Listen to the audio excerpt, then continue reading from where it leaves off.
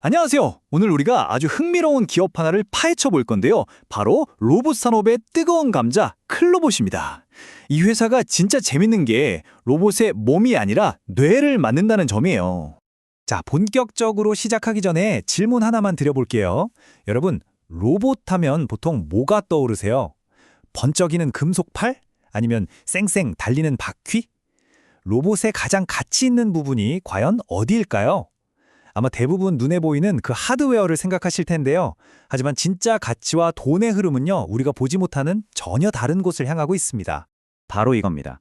한쪽에는 우리가 눈으로 보는 로봇의 껍데기가 있고요. 다른 한쪽에는 그 안에서 모든 걸 지휘하는 운영 두뇌가 있는 거죠. 스마트폰으로 치면 하드웨어랑 OS 같은 관계랄까요?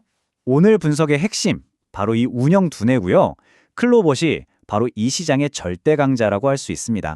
자, 그럼 첫 번째 파트부터 시작해 볼게요.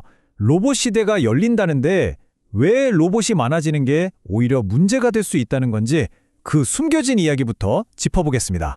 이 상황 한번 상상해 보세요.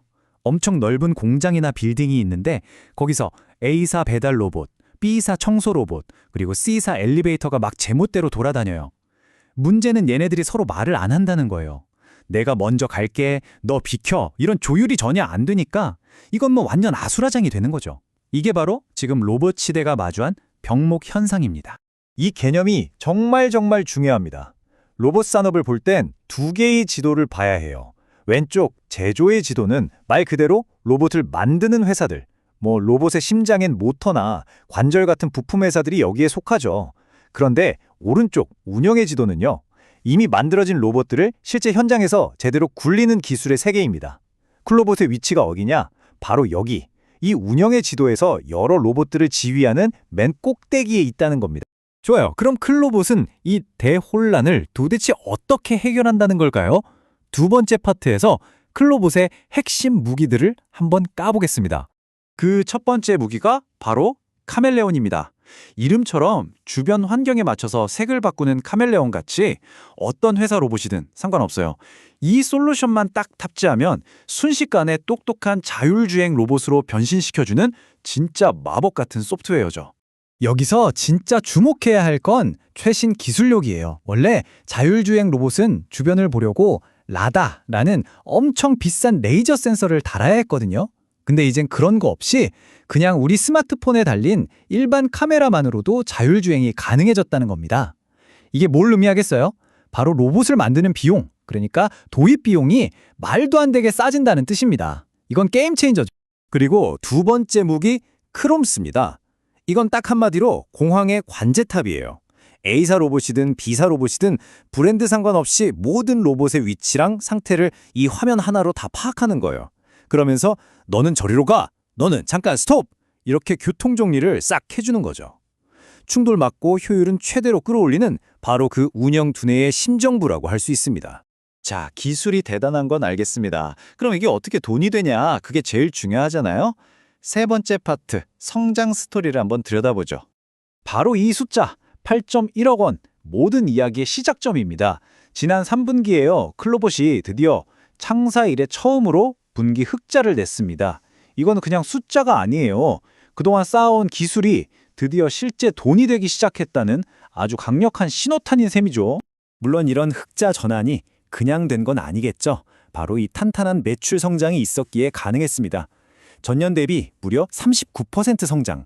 이건 그냥 사업이 커지고 있다 이 수준이 아니라 아주 건강하게 폭발적으로 확장되고 있다는 걸 그대로 보여주는 겁니다.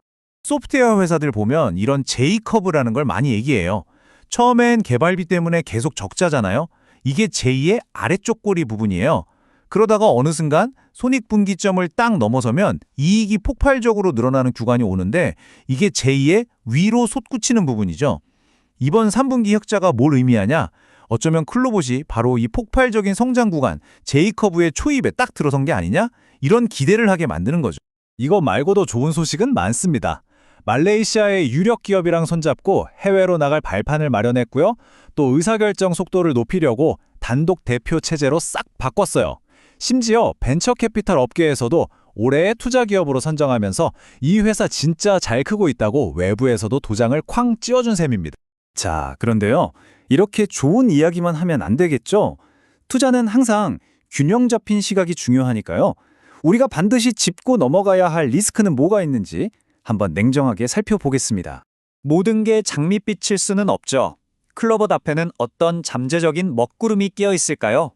여기 세 가지 핵심 리스크가 정리되어 있습니다. 첫째, 법적인 문제. 전 직원이 기술을 유출했다는 혐의로 지금 수사가 진행 중인데 이 결과가 어떻게 나올지 모르는 불확실성이 하나 있고요. 둘째는 내부자 매도. 작년 말에 일부 임원들이 주식을 팔았다는 소식이 있었어요. 이게 그냥 개인적인 사정인지 아니면 추가적인 매도 신호탄이 별 건지 이건 좀 지켜봐야 합니다. 마지막으로 MOU가 바로 매출로 이어지는 건 아니라는 점. 해외 파트너십 같은 좋은 소식이 실제 계약서에 도장 찍고 돈이 들어오기까지는 시간이 좀 걸릴 수 있다는 점도 기억해야 합니다. 자, 그럼 이 모든 정보를 가지고 우리는 앞으로 뭘 봐야 할까요? 마지막으로 여러분이 앞으로 클로봇을 계속 지켜보실 때 참고할 수 있는 일종의 체크리스트를 딱 정리해 드릴게요. 딱 이 세 가지 질문만 기억하세요. 첫째, 이번 3분기 흑자가 반짝하고 끝나는 게 아니라 4분기에도 내년에도 계속 이어지는가? 둘째, 그래서 실제로 클로봇 소프트웨어를 쓰는 로봇 대수나 현장 수가 눈에 띄게 늘고 있는가? 이 데이터가 중요하겠죠?